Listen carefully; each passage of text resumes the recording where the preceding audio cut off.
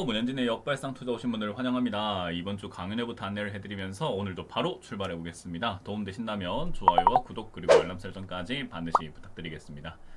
자, 일단 이번 주는요, 제가 서울역과 안양으로 갈 거니까요, 토요일에 오후 1시 서울역, 그리고 일요일은 안양에서 오전 11시에 만나뵐 준비되어 있으니까 많이들 와주시길 바라면서 오늘 시장 체크를 한번 해보도록 합시다. 자, 일단 오늘 시장은요, 요 근래 시장 중에서는 가장 많이 빠지지 않았나 싶은 상황인 것 같아요. 과거 이렇게 장대 양봉으로, 장대 음봉으로 보이는 이 지역도 사실 9.99%, 10%대 조금 안 되는 하락이었고요. 여기도 보시면은 9.26%대 하락이었고, 좀 많이 빠졌다 싶은 때가 9%대 하락이었는데, 오늘은 10.9%대까지 밀렸습니다. 최근 빠진 것 중에서는 가장 많이 빠지지 않았나 생각이 들고요. 그러다 보니까 요 근래 주식을 처음 시작하시는 분들 입장에서는 깜짝 놀랐을 수도 있겠다 생각이 듭니다. 사실 지금 이 시장을요, 깜짝 놀라지 않을 사람이 아무도 없는 것 같아요. 왜냐하면 서킷 브레이커가 무려 1년도 안 되는 사이에 이렇게 6, 7번씩 다 걸리는 그런 장세는요. 이제 요즘 시장에 들어오신 분들이야 서킷 브레이커가 이렇게 흔한 건갑다 싶겠지만 원래라면요. 거의 근 10년 동안 6번밖에 없었기 때문에 사실 이거 되게 보기 힘든 현상이에요. 굉장히 드문 현상이 요즘 너무 자주 일어나고 있는 거죠. 이 자주 일어나고 있는 것에 이제 주 범인이 뭐냐, 누구냐라고 물어본다면 당연히 단일 종목 레버리지를 뽑을 수밖에 없을 것 같은데 이 단일 종목 레버리지가 삼성전자, SK하이닉스를 자꾸 흔들어 놓다 보니까 떨어질 때 더 많이 빠지고 올라갈 때 더 올라가 버리는 현상이 나타나고 있습니다. 자, 어쨌든 시장 변동성이야. 그렇다 치고 이거 하라고 어떡할 거냐 여러분들 고민하실 수도 있는데 사실 그렇게까지 고민할 단계는 아닙니다. 왜냐하면 오늘 빠진 거를 빼고 본다면 지금 굉장히 많이 빠졌다라고 말씀드렸죠. 지수가 30%에서 지금 35%대 조정이 들어가고 있는 상황이거든요. 이 정도면 굉장히 많이 빠졌다라고 생각하시면 되고요.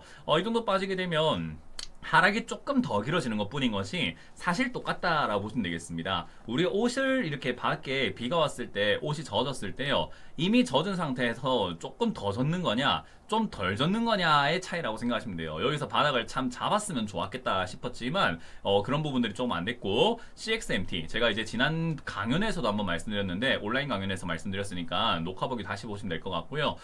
이 반도체가 무조건 지금 호황만 남았느냐 하면 아니다. 리스크가 있다라고 말씀드렸잖아요. 그 리스크 중에서 여러 가지 중에서 제가 금리 인상을 이야기해드렸고 AI 데이터 센터가 지금 지어지는 게 원활하게 지어지고 있는 것은 아니다. 그렇기 때문에 체크 한번 해봐야 된다라고 말씀드리면서 세 번째 문제로는 중국이라고 말씀드렸는데 창신 메모리 CXMT가 지금 상장하면서 14조라고 하는 그 거대한 자금을 막 빨아당겼단 말이죠. 그걸 투자해가지고 이제는 기술 개발할 거다라고 하다 보니까 중국은 우리가 다들 알다시피 철강 그리고 뭐 자동차뿐만 아니라 대량 생산해서 싸게 팔아버린다라는 그런 장점이 있죠.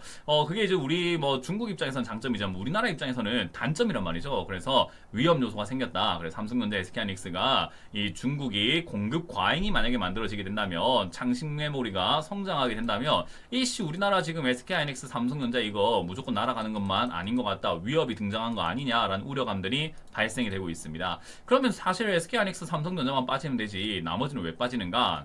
이 지수가 빠질 때요 문제가 뭐냐면 내 종목만 빠지는 게 아니라 그리고 남의 종목만 빠지는 게 아니라 다 같이 빠집니다. 자연재해라고 생각하시면 돼요. 우리 지진 났을 때 네 집만 멀쩡하는 게 아니고 내 집만 멀쩡하는 것도 아니고 네 집만 무너지는 것도 아니고 내 집만 무너지는 것도 아니고 다 같이 무너지듯이 해일이 몰려왔다라고 하면은 우리 지역만 안전한 게 아니라 네 지역만 안전한 게 아니라 다 같이 위험하잖아요.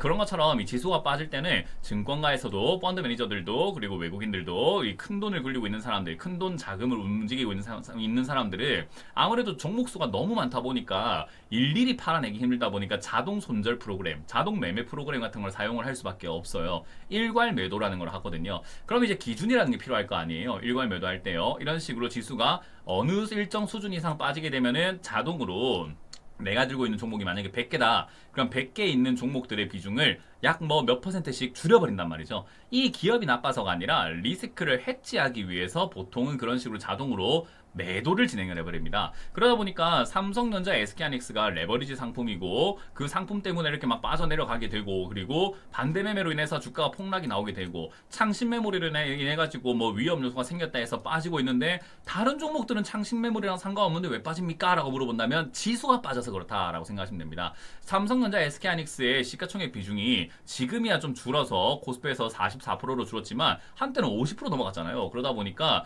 얘들이 지수에서 차지하고 있는 비율이 워낙 크다 보니까 얘들이 움직이게 되면은 지수도 같이 빠져서, 아니 올라갈 땐 같이 안 가더니 내려갈 땐 같이 가네 하는 게 어쩔 수 없는 현상이다 라고 생각하시면 돼요. 그래서 제가 어제 역발상 투자 제목을 뭐라고 지었는가 하면은 삼성전자, SK하이닉스가 이제는 그만 내려가야 된다라고 말씀드렸죠.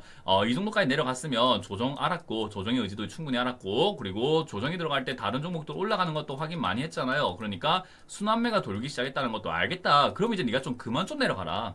네가 이제 좀 버텨야 된다라는 겁니다. 그래서 삼성전자, SK하이닉스 안 들고 있는 분들 입장에서는 이제 잘 내려가서 꽃이다 뭐 이렇게 생각하시는 분들도 있을 것 같긴 한데, 그렇게 생각할 게 아니라 이제는 얘들 좀 버텨주면서 올라가줘야 된다, 이렇게 이해하시면 될 것 같습니다. 근데 제가 말씀드린 것처럼 저는 이제 더 이상 안 빠질 거라고 봐요. 그러니까 안 빠질 거라는 말이 오늘부터 여기 6,060포인트가 내려왔으니까 여기서부터 토시 하나 안 틀리고 인폴 1포인트도 안 들어갑니다, 이 말은 아니고, 하락세가 더 깊어지지는 않을 거다라고 생각을 하는 거예요. 그래서 내려가봤자 찔끔 내려가고 만다라고 생각하기 때문에 저는 요즘에 패턴 자체가 급락급등, 급락급등, 급락급등 반복하잖아요. 그래서 내일 급등 나올 가능성이 높다라고 평가를 합니다. 그래서 전 단기적으로 바로 올라갈 가능성이 높으니 이런 장세에 또 일일비할 필요까지 없다. 오늘 좀 많이 빠졌다고 해서, 사실 조금 말한 것처럼 요 근래 치고 좀 많이 빠져서 놀라신 분들이 좀 있을 것 같긴 한데, 뭐 사실 요 근래 치고 많이 빠진 것 뿐인 거지 8% 9%대 빠지는 거야 흔했잖아요. 그래서 사실 이 정도쯤은 아무것도 아니다라는 생각이 들어서 그냥 그러려니 바라보시면 됩니다.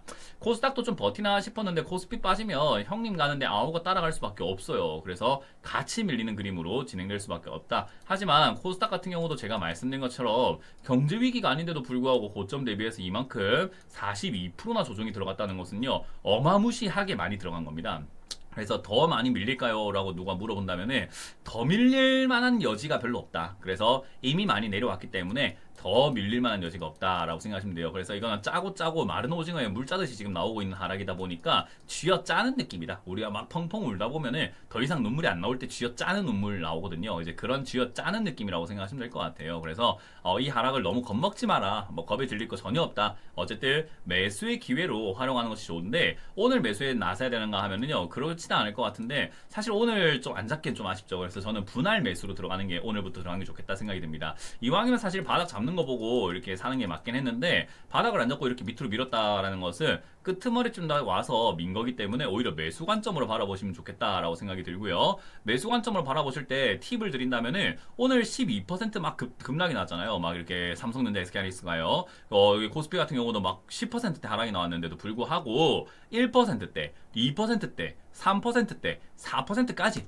뭐 조금 양보한다면 5%대까지 이내로 조정이 들어가는 종목들은요, 꽤나 강한 종목이라고 생각할 수 있습니다. 아니 다 밀리고 있는데 자기만 덜 밀렸다라는 것은 조금 버티는 힘, 다리 힘이 좋다라고 볼 수 있거든요. 다리 힘이 좋으면 뛰어오를 때 힘도 좋겠죠. 그렇기 때문에 오늘 같은 날 좀 버텨준 종목들은 조금 올라갈 가능성이 높지 않을까라고 생각이 들고, 그 섹터가 또 하필이면 제약 바이오네요. 그래서 제약 바이오 관련주들은 충분히 매력적이지 않을까라고 생각이 좀 듭니다. 그래서 모아가기에는 정말 좋겠다 생각이 들고요.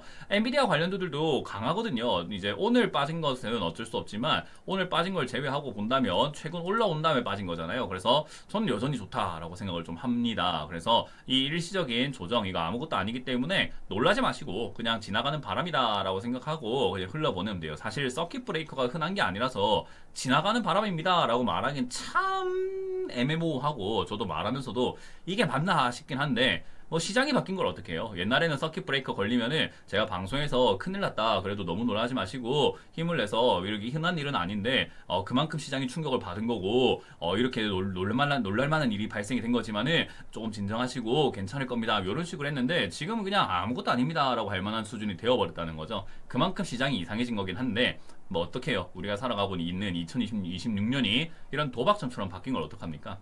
그래서 이거는 이제 아마 당분간은 해소가 되진 않을 것 같고 계속 서킷 브레이커가 걸릴 것 같아요. 아마 매수 서킷 브레이커도 걸리지 않을까.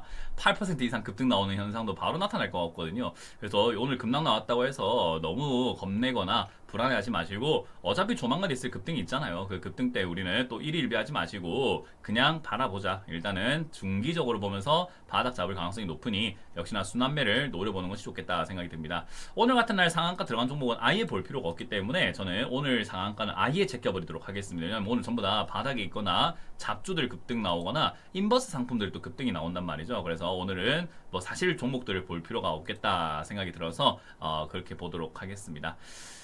자, 어쨌든 시장 많이 험난합니다. 뭐 지금 주식 하시는 분들 중에서 이런 시장을 본 사람이 몇 명이나 있겠습니까? 사실 뭐 주식 경력이 30년이 되었든 20년이 되었든 전부 다 처음 보는 장세예요. 어떻게 보면 이상한 장세이기도 하지만 어떻게 보면 공평하게 다 처음 보는 장세니까 공평하게 다 처음 맞는 장세이니 다 계급장 떼고 붙는 싸움 아니겠습니까? 그래서 저는 오히려 지금 장세 좀 정신만 차리고 집중만 하면은 오히려 괜찮지 않을까라는 생각이 좀 드니까 충분히 기다려보자. 대신에 원리 원칙대로 가면 됩니다. 떨어지면 사면 되고 올라가면 팔면 되기 때문에 떨어진 종목들을 좀 모아갈 수 있는 배짱을 좀 키워보자라는 전략을 들어보도록 할게요.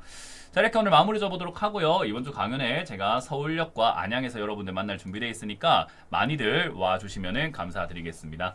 다들 수고 많으셨고요. 오늘도 하루도 좋은 하루 되시길 바라겠습니다. 고맙습니다.